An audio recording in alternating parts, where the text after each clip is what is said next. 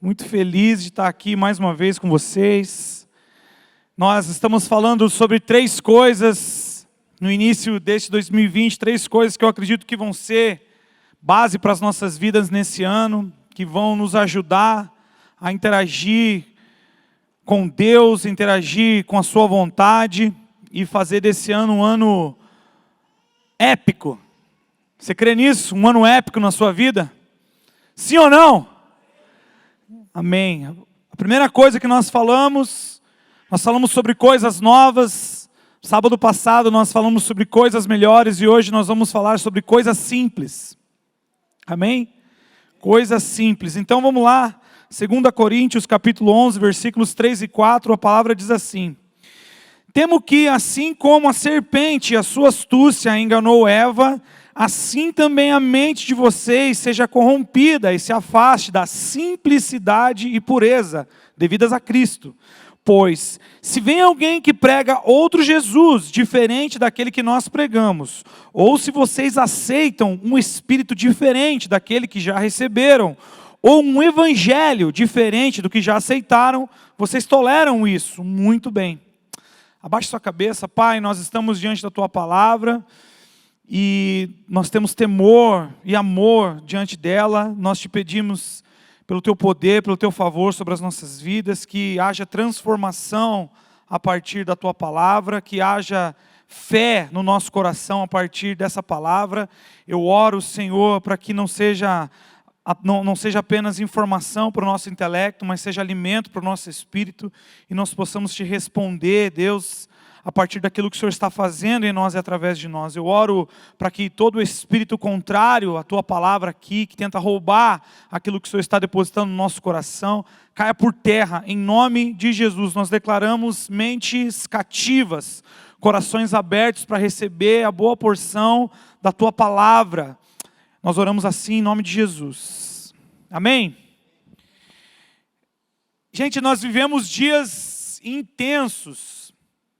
Nós vivemos dias onde fazemos planos, nós fazemos muitos projetos, nós somos uma geração de muito trabalho, de muitas tarefas. Quem concorda comigo que falta hora no seu dia aí? Quem concorda comigo que às vezes o dia podia ter mais umas 2 horinhas, assim, pelo menos para dormir? Né? Falta hora para o nosso dia. A gente vê muita gente falando isso, eu muitas vezes concordo com isso. Às vezes falta hora no meu dia. Nós somos uma geração de metas, de muitas metas, de muitos planos a serem conquistados, de sonhos a serem vividos. Jovens casais a falar sobre isso, né? Sobre sonhos que se tornam um destino. Nós somos uma geração de lugares a serem conhecidos. Eu não sei quantos de vocês, como eu, tem raiva dos e-mails que chegam da Decolar, do peixe urbano. Sabe quando chega, promoção a Maragogi, 10 vezes de R$800, com tudo incluso. Vocês recebem esses e-mails assim? Eu tenho muita raiva, que passa aquelas propagandas da 1, 2, 3 milhas. 1, 2, 3 milhas. Sabe? Do Trivago, que está todo mundo na piscina, todo mundo. E a gente é bombardeado por isso, né? Vamos viajar, vamos para algum lugar, vamos tirar férias, vamos fazer alguma coisa, vamos visitar outros lugares, vamos conhecer outros lugares. Nós somos essa geração que está correndo atrás de muita coisa a todo momento. A gente está correndo atrás, a gente é desafiado a fazer coisas melhores, a gente é desafiado a fazer coisas maiores e fazer tudo isso em menos tempo, não é verdade? Nós somos a geração da produtividade a 30 mil por hora. Nós somos a era do coaching, que extrai de nós o potencial que a gente precisa para fazer tudo que a gente já faz, tem que fazer melhor e tem que fazer em menos tempo. A gente vive esses dias. E aqueles que têm essas características de fazer tudo mais rápido e menos tempo, eles se sobressaem, né? Essas pessoas acabam tendo mais destaque do que as outras. É ou não é verdade o que eu estou falando? Sim ou não? Vocês concordam comigo? Em paralelo a isso, mesmo caminhando ao mesmo lado que isso, até em consequência dessa busca desenfreada, a gente é chamado a ser relevante. A gente tem que ser mais importante. A gente tem que ser essencial. A gente tem que estar pronto a todo momento. A gente tem que ter uma palavra a todo momento. A gente tem que ser o melhor a todo momento. Em todos os âmbitos das nossas vidas. A gente vê isso nos relacionamentos, na vida social, na vida profissional e até no nosso contexto ministerial. Eu, como pastor de jovens, vivo entre crises. Crises boas, às vezes um pouco ruins disso, de ter que ser relevante, de ter que ter uma palavra, de ter que estar por cima sempre, de ter que sempre dar certo. E, de certa forma, quando a gente não consegue caminhar nesse lugar, quando o nosso Instagram não é tão bonito quanto o Instagram do nosso amigo, das pessoas que estão ao nosso redor, a gente fica meio para baixo, a gente fica meio deprê. Né? Como eu queria fazer os churrascos que o Jean faz, aleluia. Como eu queria tirar as fotos de comida que o Jorge tira. Não é verdade? Como eu queria fazer o crossfit que a Ed faz. Ed, você me inspira, Ed. Crossfiteira. Como eu queria fazer as viagens que o Dinho faz. Eita, Dinho, vai Corinthians. Como eu queria estar lá no Descende com a galera lá, não é verdade? A gente todos os dias está correndo atrás de alguma coisa, se comparando com os outros e não é errado em si essas coisas, mas de alguma forma isso nos prejudica. De alguma forma. São grandes espetáculos, são grandes exibições. O segredo do sucesso, o segredo dos milhões, o segredo de uma mente milionária. A todo momento a gente é encorajado a ir mais alto, a ser melhor, a ganhar mais dinheiro, a termos diversas experiências, sempre mais melhor, mais melhor, mais melhor. Se você fizer uma busca rápida no Google aí, pesquisar quais foram os livros mais vendidos na Amazon esse ano, você vai perceber que dentre os 10 mais vendidos, pelo menos 6 falam sobre isso. Como ser melhor, como ganhar mais dinheiro, como ser mais produtivo. Como alcançar lugares maiores. Como você viver uma vida melhor. Como você extrair coisas melhores de vocês. Como você ser desenfreado. Como você fazer o seu dia render 48 horas, sendo que você só tem 24. Esse é o discurso dessa geração, é ou não é verdade? A gente está correndo atrás de muita coisa a todo momento. E, gente, vamos convir, concordem comigo, eu tenho certeza que vão concordar com isso. A gente vive essa realidade dentro do nosso contexto de igreja. Grandes espetáculos, novas revelações, experiências marcantes. Parece que se não tem isso, o culto não foi bom. Parece que se não teve o mover, se não teve luzes, se não teve aquele louvor que toca o nosso coração, se não teve aquela palavra da revelagem, da revelação, não teve, não foi bom, Deus não falou comigo, não foi legal. A gente vive isso, né, dentro do nosso contexto de igreja. E como eu falei, todas essas coisas, todas essas buscas, elas têm o seu valor, e isso é extremamente válido, é de muita importância, que a gente precisa viver, não só valorizar, mas o ponto aqui, o que essa realidade de intensidade e de relevância revela sobre nós. O que essa realidade de busca desenfreada por tantas coisas revela sobre mim, revela sobre você. O que isso fala sobre nós? O que isso diz ao nosso respeito? Como essa realidade, como a Bíblia, o que a Bíblia diz disso? O que ela revela sobre o que a gente crê? O que a Bíblia diz sobre isso? Como o Evangelho fala sobre essas coisas. E o que eu quero propor aqui é um contraste, uma comparação entre coisas intensas, supervalorizadas, e o que o Evangelho nos convida a pensar. Coisas simples. Eu quero fazer essa comparação com a gente nessa noite. E nesse texto que a gente leu, como a Bíblia é atemporal, gente. Como a Bíblia é atemporal. O apóstolo Paulo está argumentando aqui com os coríntios a respeito do tipo de ensino que eles estavam ouvindo, o tipo de ensino que estava sendo proposto para eles seguirem a respeito de Jesus e do Evangelho de Jesus. Só para você entender aqui, entenda uma coisa, vamos partir de um princípio. Corinto era uma cidade portuária. E por ser uma cidade portuária, naquela época, muitos povos de diferentes línguas e diferentes culturas desembarcavam em Corinto. Isso quer dizer na prática que essa cidade, esse povo, eles recebiam muitas influências no que diz respeito à espiritualidade. Nessa época, a filosofia era algo muito valorizado. A inteligência, o intelecto era algo muito valorizado. E por isso, o apóstolo Paulo ele foi um cara muito relevante nessa época. Por quê? Porque o apóstolo Paulo era um cara muito inteligente. O intelecto de Paulo era bem elevado, então ele sabia conversar com aquela galera. Ele sabia debater. Então aquele povo estava debaixo de diversas influências no que diz respeito à espiritualidade. E o que estava em questão aqui era a genuinidade do evangelho.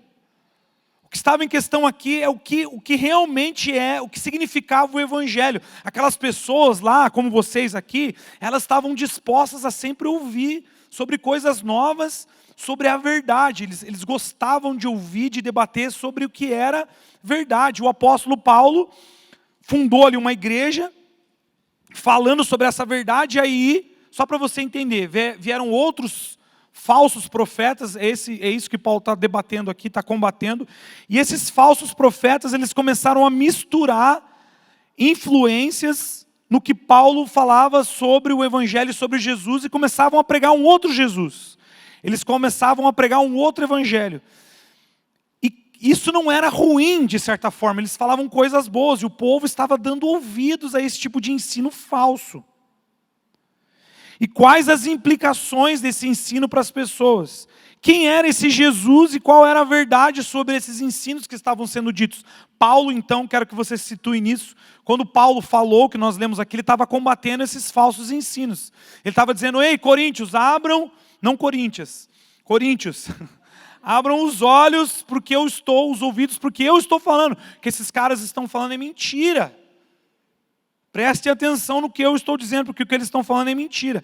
E dentro desse contexto aí, desse texto, para você entender, nós vamos perceber como o evangelho nos ensina a viver coisas simples. E qual é a importância disso para nós? E vale a pena a gente deixar uma coisa bem clara aqui, queridos. Há uma diferença muito grande entre você ser simples e você ser simplista. Ser simples é falar de algo de maneira básica, pá. É simples, é isso aqui. Agora, não é ser simplista. Ser simplista é ser irrelevante. Quando eu falo alguém é simplista, é alguém que é superficial, entendeu? Tipo, uma pessoa que não tem... Vai falar de uma coisa, mas fala de maneira rasa. Ser simplista é isso. Mas quando eu falo de uma coisa simples, não quer dizer que isso não tem complexidade. Então, parta disso. Nós não estamos falando de algo simples, mas de algo que não é simplista. E o primeiro ponto para a gente entender aí essas coisas simples de que Paulo está falando, o primeiro ponto que esse texto ele nos mostra repita comigo, o engano. Esse é o primeiro ponto. Acompanhe no telão lá, ele fala assim, Paulo falando, eu temo que a serpente com a sua astúcia, como enganou Eva, assim também a mente de vocês seja corrompida. Paulo está lembrando da criação, né? É básico para nós, ele está lembrando lá de Gênesis. Ele está lembrando aí os Coríntios de Gênesis, da criação. Ele lembrando de como Satanás, através da serpente, ele induziu Eva a comer o fruto, né? De como ele enganou Eva, e daí por diante. Você sabe como é que foi a história. Agora, o que deve ficar claro para mim e para você aqui, é que Satanás, ele apenas mexeu com as motivações de Eva.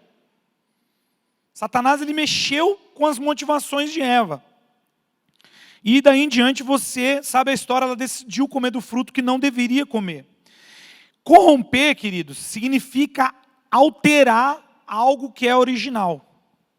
Quando Paulo fala que o temor dele é que a mente dos coríntios estava corrompida, é que a mente deles tinha saído do estado original que devia estar. Era disso que Paulo estava falando. Então ele temeu isso. Que assim como Satanás induziu Eva, estava induzido ao povo a ter uma mente corrompida. E eu quero perguntar para vocês aqui agora, pensem comigo. Quais são as obras de Satanás? Você conhece as estratégias do diabo? Fala aí, gente, alguma estratégia do diabo. Mentira, mais uma.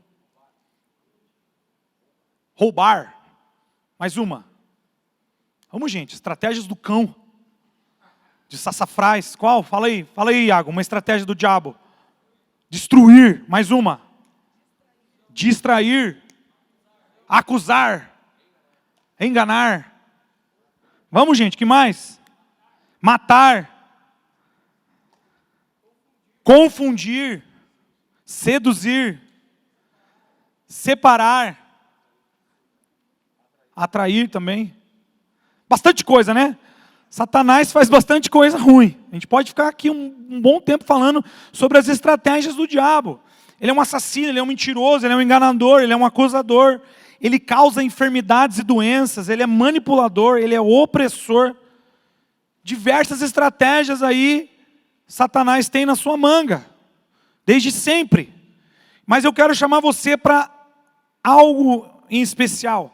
Abra sua Bíblia no livro de 2 Coríntios, capítulo 11, versículos 14 e 15. É na continuação do nosso texto.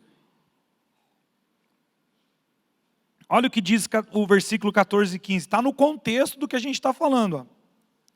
E não é de admirar, porque o próprio cão, o próprio Satanás, se disfarça de anjo de luz. Portanto, não deveria surpreender que os seus próprios ministros se disfarcem em ministros de justiça. O fim deles será conforme suas obras. Então o que Paulo está falando aqui? Que Satanás ele não ia vir mauzão. Tipo, mauzão que eu quero dizer assim, feio. Não sei se alguém já assistiu o Exorcista aqui, que transforma a menininha lá, vomita no padre. A gente fica com medo daquele tipo, daquela figura do diabo, né?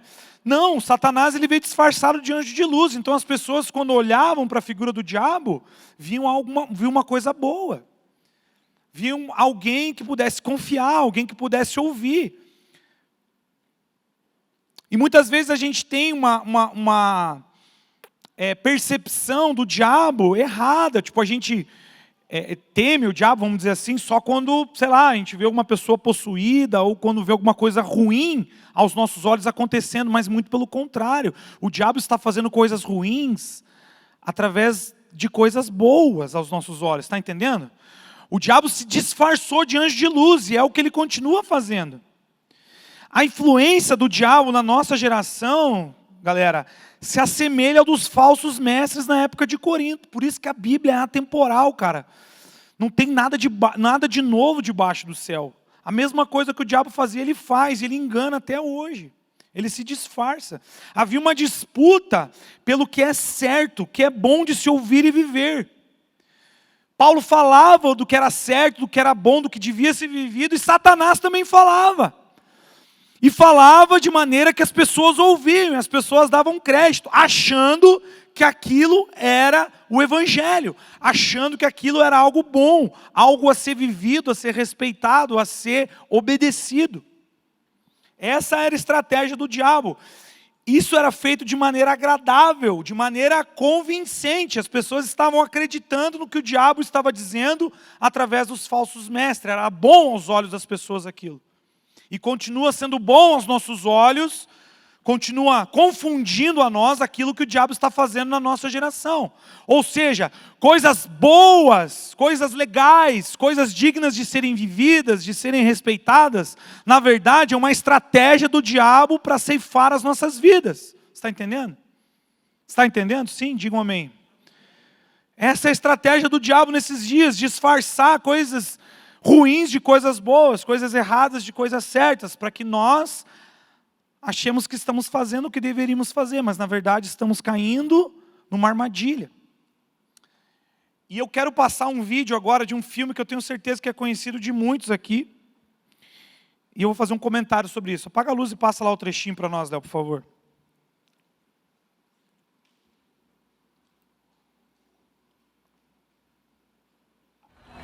Come on. Isn't it time to start fighting for what you want? Quem lembra desse filme aí? Emily? Fala aí, fala aí. Olha que bonito essa parte, gente. Um homem bonito, uma menina bonita, uma música bonita de fundo.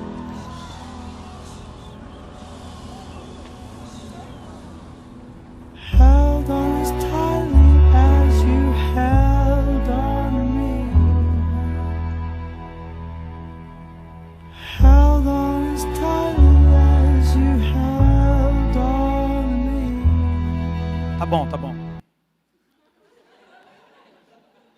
Senão vocês vão falar que o pastor tá mandando vocês ver filme que não pode. Enfim. Esse filme aí se chama Se Ela Dança, Eu Danço, é o 4, eu acho. Eu estava assistindo esse filme com a Flávia ontem.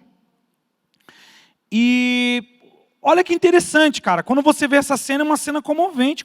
É um filme, a história do filme é legal, assim, fala das minorias e tal. Os caras dançam bem pra caramba, é legal o filme. Só que assim, olha como acontece uma parada que a gente não se liga. Porque a gente está vendo só as coisas boas que o filme passa pra gente. A hora que ela sobe, que o galã fala, come on, stand up with me, and dance with me. Ele chama a mina para dançar, e tipo, a mina ela tinha perdido um concurso horas antes, era o sonho da vida dela ganhar um concurso de dança, ela tinha brigado com ele, sempre brigam, né? Daí no final eles sempre voltam.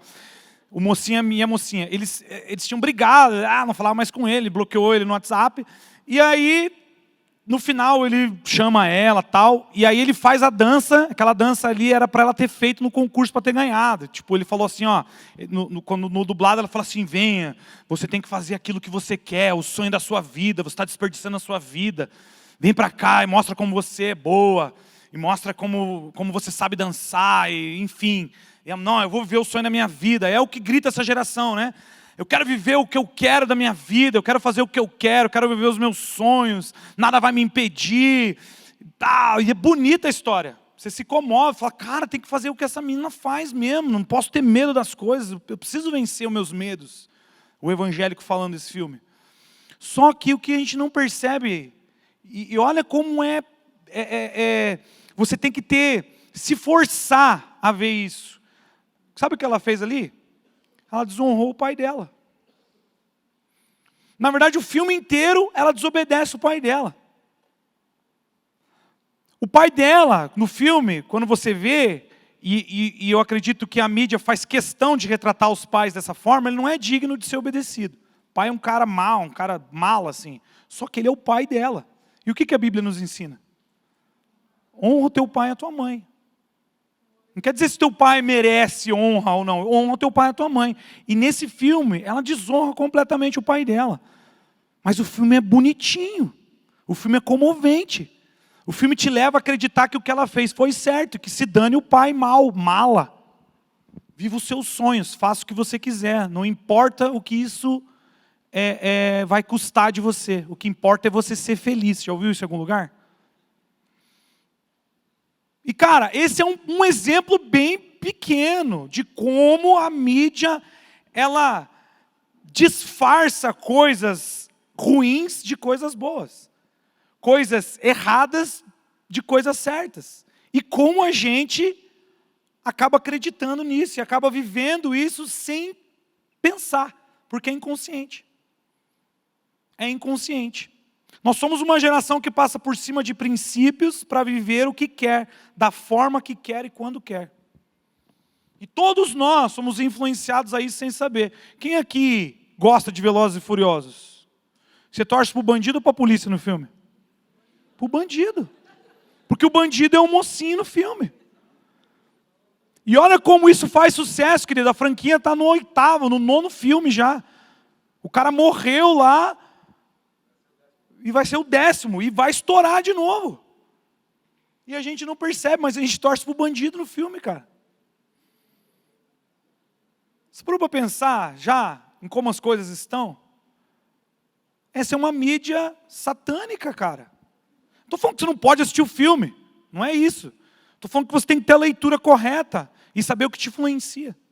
Na verdade, eu e você somos chamados para remir essa cultura.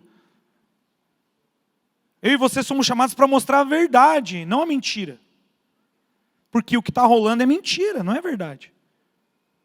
Nós somos influenciados a todo momento a tratar o errado como certo, a gente não percebe. E as nossas escolhas são feitas dessa forma e a gente não percebe. Os falsos mestres dessa era, eles não estão muitas vezes com Bíblia na mão, apesar de estarem. Mas os falsos mestres estão nos filmes. Os falsos mestres estão na cultura. Os falsos mestres estão naquilo que a gente está fazendo lá fora e a gente nem está percebendo. A gente está sendo enganado E a gente decide viver a partir do engano, e consequentemente a gente vive através disso. Para o nosso contexto de igreja, cara, cuidado com palavras que valorizam o eu. Cuidado com mensagens que colocam você acima de qualquer coisa, porque a gente está ouvindo isso e muito nos youtubers da vida. A gente vê pastores de muita influência, que as suas palavras, o contexto das suas palavras exaltam o eu, exaltam onde eu posso chegar, o que eu quero fazer, o que eu posso ganhar, a minha felicidade. E Cristo está ficando em segundo plano. Na verdade, Cristo está sendo usado para que nós sejamos felizes. Cara, isso é uma mentira do diabo, porque o Evangelho não é sobre nós, o Evangelho é sobre Cristo. Na verdade, eu e você, nós somos chamados a morrer. Essa é a mensagem do Evangelho. Eu e você somos chamados à morte, e não à vida. Nós ganhamos a vida quando morremos para Cristo. Você pode dizer amém para isso? Cuidado com essas palavras que exaltam você. Cuidado com essas palavras que exaltam o eu. Isso pode ser bom aos ouvidos, mas estão te levando para o inferno e você nem está percebendo.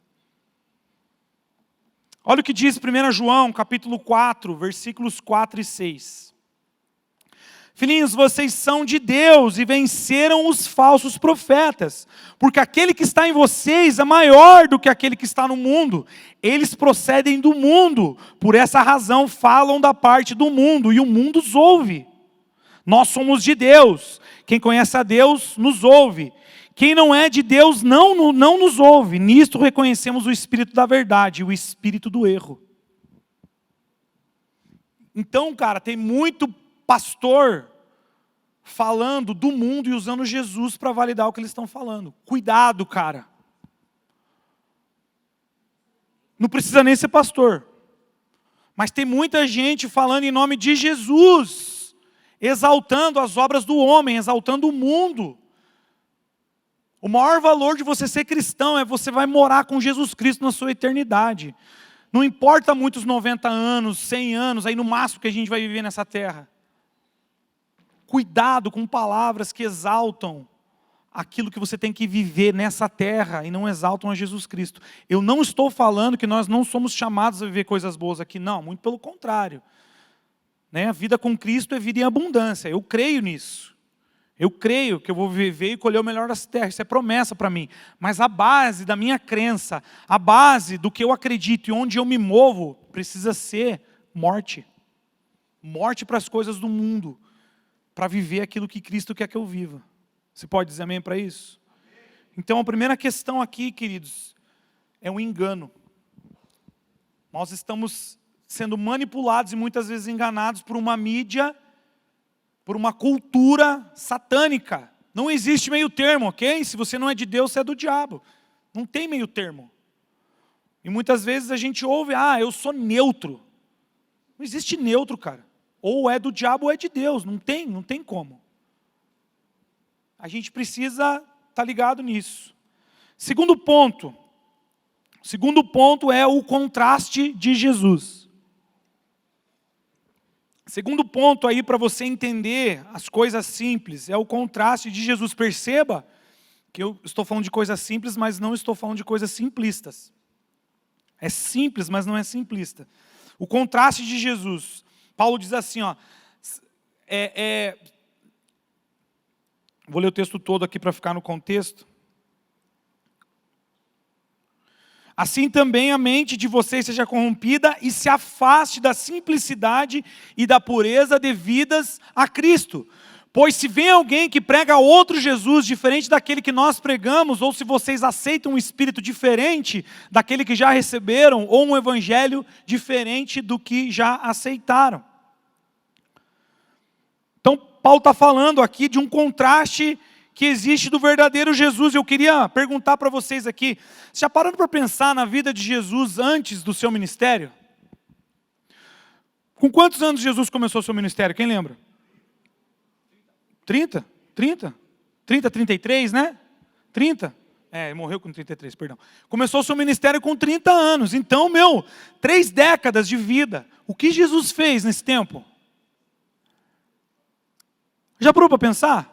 A Bíblia ela não fala muito sobre isso. A Bíblia relata Jesus quando era criança, depois tem um hiato aí de pelo menos uns 18 anos, e não fala do que Jesus fez, mas Jesus fez alguma coisa. Porque é impossível, né, que a Bíblia fala de Jesus no templo lá e de repente, pum, Jesus sumiu e só voltou com 30 anos de idade. Não, Jesus viveu ele fez alguma coisa, só que a Bíblia não fala.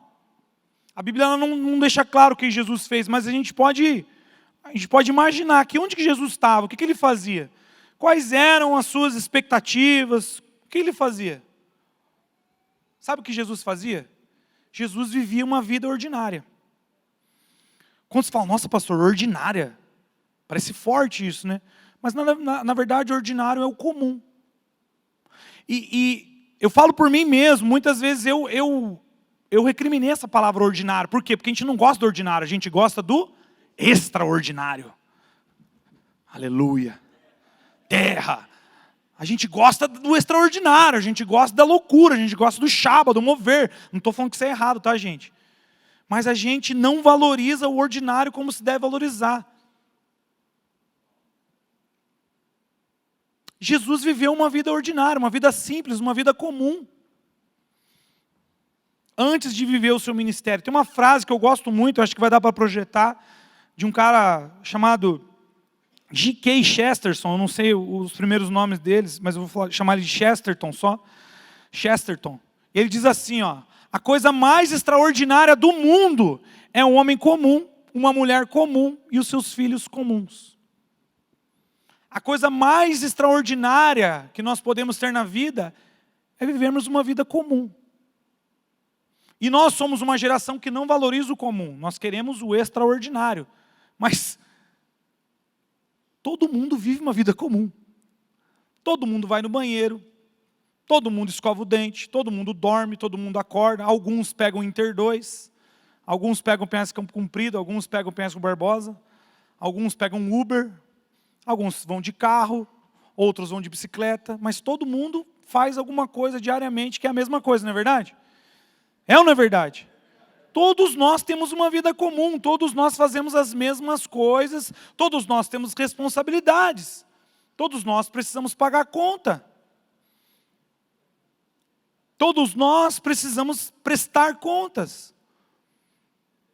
Todo mundo aqui precisa fazer o mercado, todo mundo aqui precisa fazer um planejamento.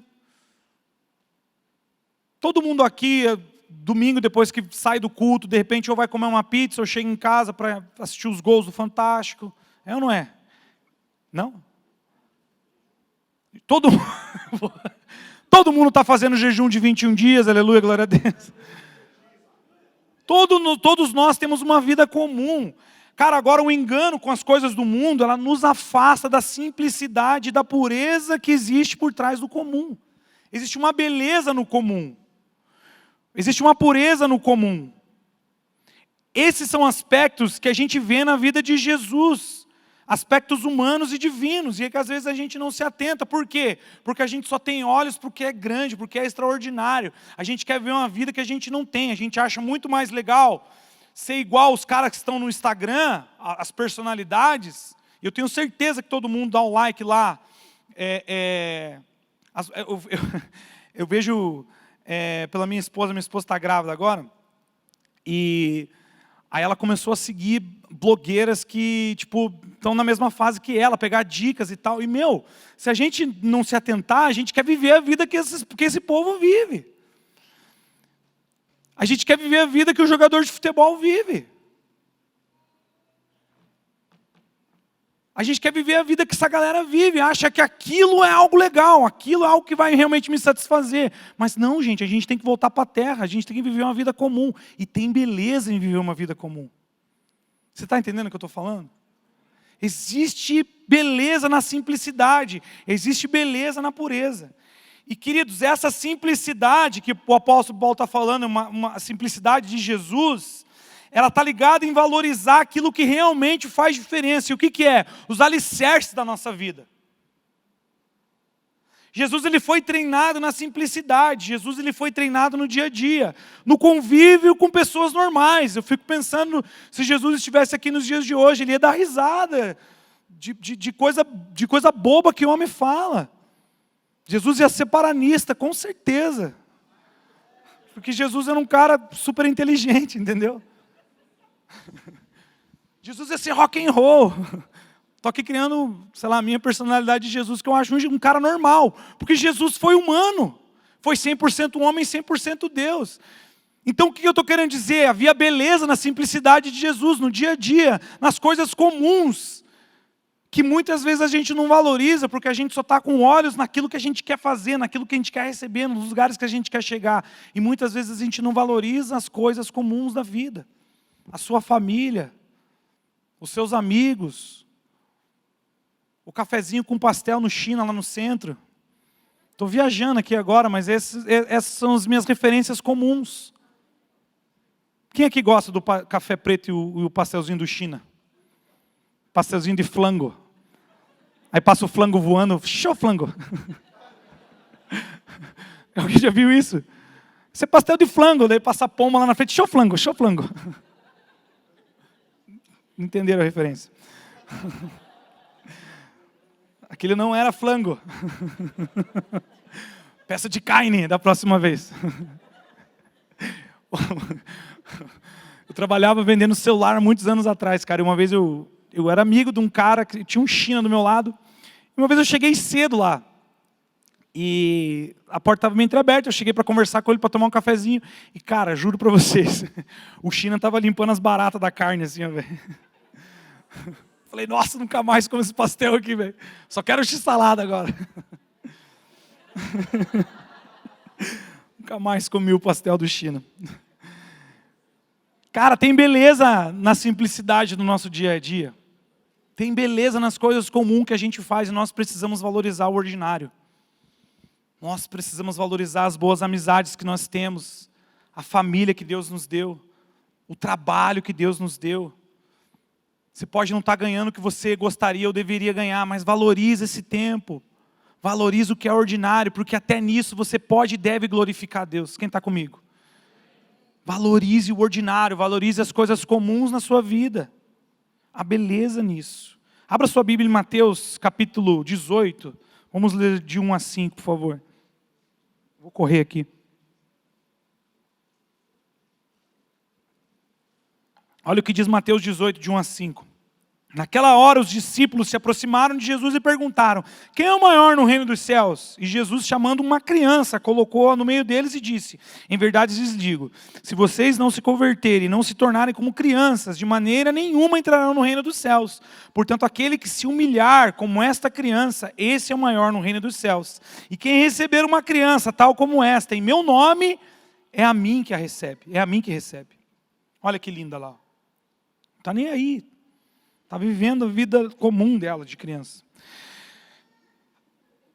As crianças, quem é do ministério infantil que sabe, as crianças quando muito jovens, elas não desejam autoridade, apesar de que algumas desejam, né? Mas elas não desejam autoridade, elas não consideram essas distinções externas. Elas são crianças e pronto, elas são livres de malícia, elas são ensináveis e elas dependem voluntariamente das suas figuras de autoridade. As crianças, elas dependem dos pais para tudo. E quando Jesus ele fala que a gente tem que ser criança, a gente tem que ter esse sentimento, a gente tem que depender de Deus para tudo. Como as crianças dependem dos pais. Mas a gente questiona. A gente questiona a autoridade de Deus porque a gente acha que sabe o que precisa, não é verdade? Quando na verdade quem sabe do que a gente precisa é Deus, porque Ele é o nosso Pai. E a gente tem que viver uma vida com Deus assim como as crianças vivem com seus pais. Dependem voluntariamente de tudo, para fazer qualquer coisa. E certamente, queridos, a gente precisa diariamente renovar o nosso espírito e as nossas mentes, para que a gente possa se tornar simples e humildes, como são as crianças. Eu estou lendo um livro muito legal sobre... o livro chama A Liturgia do Ordinário. E a autora desse livro dá uma dica assim, que eu falei, cara, olha que beleza, que grandeza existe nisso. Ela fala assim, quando você acordar, a primeira coisa que você tem que fazer, quando você abrir os seus olhos, é lembrar que você é amado. Primeira coisa que você tem que pensar, eu sou amado por Deus. Por quê? Porque essa é a maior verdade da sua vida. A maior verdade sobre a sua vida não é as coisas que você sabe, as coisas que você ouve. A maior verdade sobre a sua vida, a maior grandeza que existe na sua vida é que você é filho de Deus. E filha de Deus. Você pode dizer amém para isso? Você precisa se empolgar com isso. Porque se você começar o seu dia sabendo que você é amado por Deus, tudo tem uma perspectiva diferente. A maneira como você se relaciona com as pessoas, a maneira como você se relaciona consigo mesmo, a maneira como você se relaciona com o seu trabalho, que muitas vezes é chato, a maneira como você se relaciona com o seu patrão, que muitas vezes é mala, vai ter uma diferença muito grande. Por quê? Porque você é amado por Deus. Tem alguma coisa maior e melhor que isso na vida, cara? Tem alguma coisa que possa fazer uma diferença maior nas nossas vidas em saber que nós somos amados por Deus? Não existe. Essa é a maior verdade sobre nós, que nós somos filhos amados por Deus. E isso vai fazer diferença na nossa vida comum. E se a gente fizer uma análise aqui, querido, bem rápida, sobre quantas vezes Jesus falou sobre a sua própria glória, em relação a quantas vezes Jesus falou sobre os seus sofrimentos, o que a gente percebe? Quantas vezes Jesus exaltou a sua própria glória e quantas vezes Jesus falou sobre os seus sofrimentos? Quem ganha?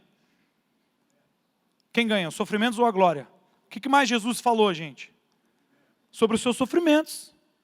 Jesus falou muito mais sobre as coisas difíceis que ele ia passar sobre a sua glória. E o que os discípulos exaltaram? Valeu, Abnel. O Abnel está comigo aqui. A sua glória. Porque essa é a conotação humana. A gente sempre vai querer o melhor, a gente nunca vai querer o pior. Só que o que Jesus manda a gente pensar? O que Jesus manda a gente mais valorizar? Os desafios e o sofrimento. Porque é nos desafios e no sofrimento que a gente vai extrair as verdades sobre nós. Quando a gente entende que Jesus era simples, mas não era simplista, era para isso que ele estava apontando o que nós devemos saber sobre ele. Esse é o contraste que Jesus faz sobre o que nós estamos buscando. Simplicidade está ligada a saber quem nós somos em Cristo e que nele nós nos movemos. O que buscamos para fazer e ser demonstra o que a gente valoriza. O que você busca para você fazer e ser, o que você busca para ser quem você é e fazer o que você faz, demonstra onde Cristo está na sua vida.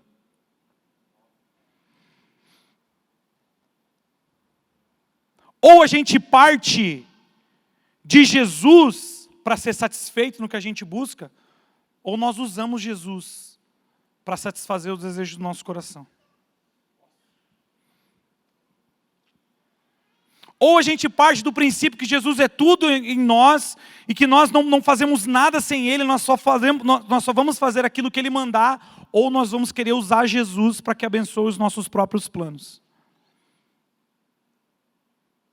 Ou a gente vai querer usar Jesus para que Ele abençoe as nossas próprias misérias. Você acha que a gente vai chegar em algum lugar dessa forma? Não, só vai chegar a um lugar de engano. A simplicidade de Jesus nos leva a pensar e ser satisfeitos nele, numa vida comum nele. Você pode dizer amém para isso? Terceiro e último ponto, senso de propósito. Repita comigo, senso de propósito.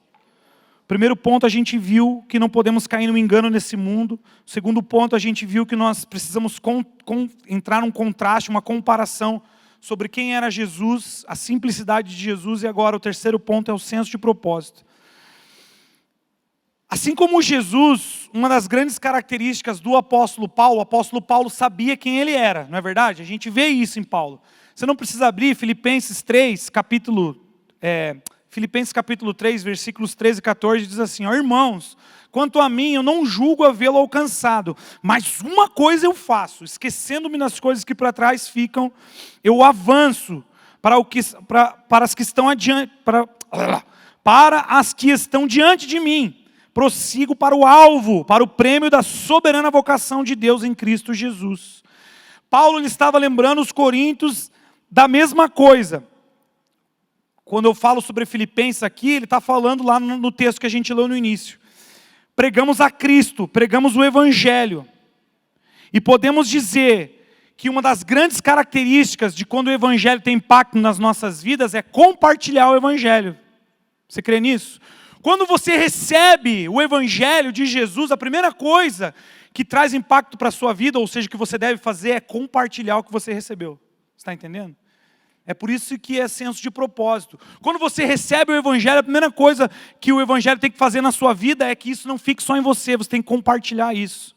O Jean fez isso no início do culto aqui. Ele falou, cara, coloca a mão sobre o seu irmão e ora sobre ele o que você gostaria de receber. Porque essa é a essência do Evangelho, compartilhar o que você recebeu. Não fica só em você.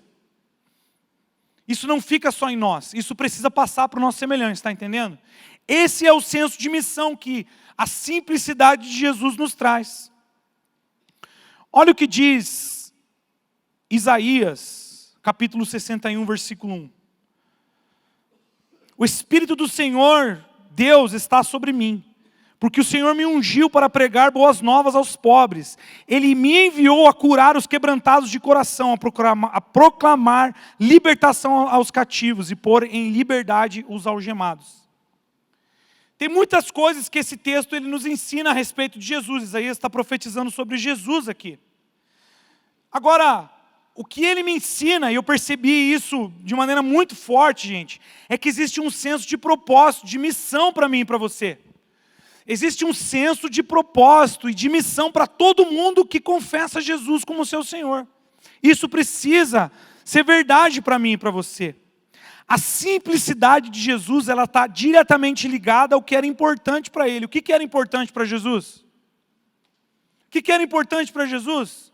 Que o Evangelho fosse pregado, que as pessoas fossem libertas, que os cativos fossem libertos, que as pessoas fossem curadas, que a vida das pessoas mudasse, que a vida das pessoas fosse transformada. Essa é a essência do Evangelho. Quando você proclama Jesus como seu Senhor, você tem que fazer as mesmas coisas que Ele faz. O que era importante para Jesus precisa ser importante para você.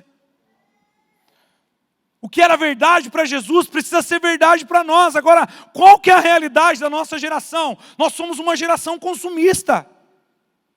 A gente só quer receber, a gente só quer as bênçãos, a gente só quer um louvor bom, a gente só quer uma palavra boa, a gente só quer que coloque a mão na nossa cabeça e nos curem. A gente só quer receber, a gente só quer receber, a gente só quer receber, a gente nunca quer dar. A gente nunca quer transferir aquilo que a gente recebeu. E eu me coloco nesse lugar. Eu me coloco nesse lugar de fazer parte de uma geração evangélica que é consumista, que só quer receber. E queridos, isso é sinônimo de imaturidade. Nós nunca vamos avançar no conhecimento de quem Jesus é, de quem nós somos, se nós não entendermos que nós precisamos renovar o nosso senso de missão em Deus. Para pensar se todos nós que estamos aqui, com uma vida boa em Cristo Jesus, decidisse hoje, esse ano eu vou trazer pelo menos uma pessoa para a igreja e vou cuidar dela. E vou discipular essa pessoa, alguém que não conhece Jesus. Para e pensa no impacto que isso ia ter esse ano. E eu me coloco nesse lugar.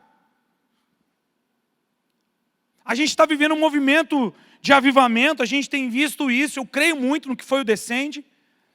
Mas, cara, tem gente que está adorando a adoração. Tem gente que está adorando mais o mover do que o Deus do mover. Tem gente que não se compromete em vir na igreja, orar das 6 às 7 da manhã, mas se compromete a ir para São Paulo, participar de um avivamento.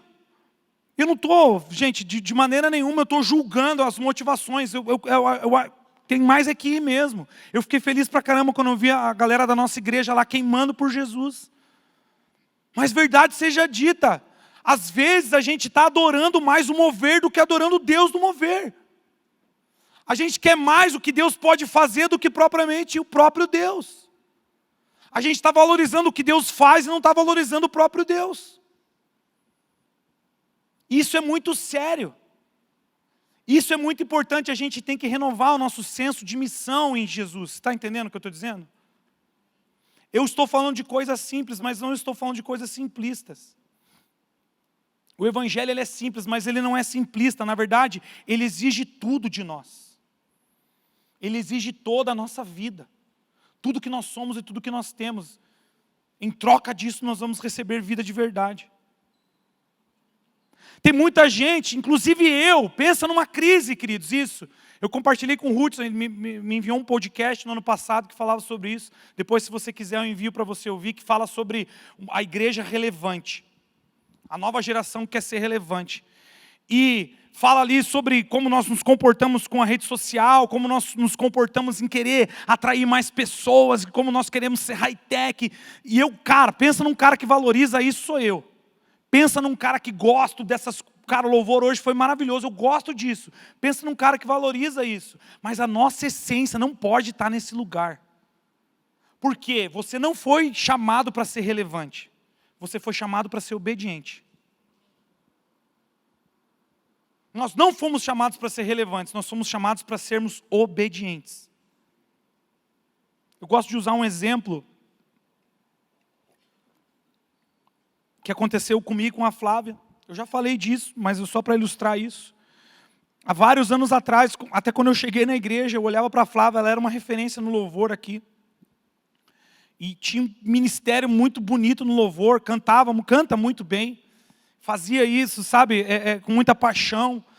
Naquela época, era todo domingo, toda quarta-feira, a Flávia estava cantando, no sábado ela estava direto aqui. E quando a gente começou a se relacionar, o pastor Milton enxergou em nós uma possibilidade de estar à frente do ministério infantil, que na época era pequeno, não era o que nós vemos hoje. E eu conversei com a Flávia, na época a gente não tinha aspiração para ser pastores. A gente queria, lógico, mas a gente não visualizava isso. E eu falei para ela, você sabe que você vai ter que escolher, né, entre o louvor e o ministério infantil, porque vai dar muito trabalho o ministério infantil. E a Flávia não titubeou. A Flávia abriu mão do louvor para estar comigo à frente do ministério infantil. Ela saiu de um lugar de destaque que ela tinha para ir para um lugar onde ninguém via, que era o ministério infantil. Só as pessoas, só as mães, né, que valorizavam o ministério infantil. Hoje, graças a Deus, a nossa realidade é muito diferente. O ministério infantil dessa casa é maravilhoso. Mas na época, a Flávia saiu de um lugar de destaque para ir para trás das malhadas. Mas sabe o porquê que ela fez isso? Porque ela não valorizava a posição dela, ela valorizava a obediência. E pensa em algo que me ensinou e me ensina até hoje. Pense em algo que a gente olha para a nossa caminhada, a gente valoriza. Aquela atitude que a Flávia teve fez toda a diferença em quem nós somos hoje. Porque a gente aprendeu a valorizar um lugar de obediência, não um lugar de relevância. Se você quer ser relevante, reveja a sua motivação. Porque para ser relevante você precisa ser obediente. Às vezes o lugar que Deus vai te colocar não é um lugar de destaque, mas é naquele lugar que você vai funcionar. Na verdade é naquele lugar que Deus vai funcionar através da sua vida. Às vezes Deus não vai te colocar num lugar de destaque, às vezes Deus vai te colocar num lugar difícil, às vezes você vai ter que fazer, só você vai ter que fazer o que você está fazendo, às vezes as pessoas não vão acreditar, as pessoas não vão comprar a sua ideia, mas insista, se Deus mandou você fazer, faça. Não procure relevância, procure obediência. Nós precisamos ser uma geração que entende o que Deus está falando e obedece o que Ele está dizendo.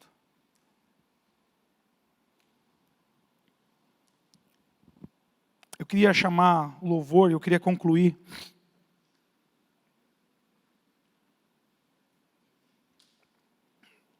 As coisas simples para as quais Deus está nos chamando, queridos. Passam por entender que existe uma guerra espiritual. Existe uma guerra espiritual para fazer com que as nossas mentes sejam corrompidas. A gente precisa entender que precisamos viver como Jesus viveu. A simplicidade e a pureza que Jesus tinha. Nós precisamos valorizar o nosso senso de propósito. É para isso que as coisas simples do Evangelho nos chamam. O Evangelho é simples, mas ele não é simplista. O Evangelho exige tudo de nós. Eu queria concluir dizendo que nós fomos chamados para as coisas simples, mas definitivamente não para as coisas simplistas. Nós somos chamados ao senhorio de Jesus. Eu queria que você ficasse em pé.